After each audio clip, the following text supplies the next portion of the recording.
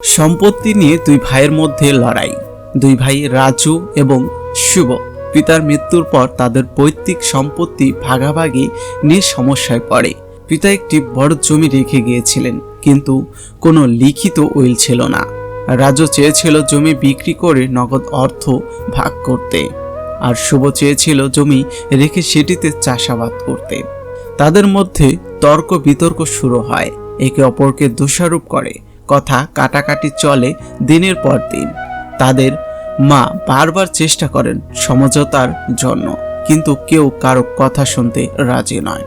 অবশেষে গ্রাম পঞ্চায়েতের মধ্যবস্থায় সিদ্ধান্ত হয় যে জমি দুই ভাগে ভাগ হবে। তবে সেই ভাগাভাগির পরও তাদের সম্পর্কের ফাটল মেরামত হয়নি। সম্পত্তির লোভ তাদের সম্পর্কের বন্ধনকে চিরস্থায়ী ক্ষতিতে পরিণত করল। বছরের পর বছর পেরিয়ে গেলেও দুই ভাই একে অপরের মুখ দেখেনি। তাদের সন্তানরা পর্যন্ত একে অপরকে চিনত না। এই ঘটনা প্রমাণ করে, সম্পত্তি যত মূল্যবানই হোক, পারিবারিক সম্পর্ক নষ্ট করে, তা কখনোই প্রকৃত সুখ আনতে পারে না।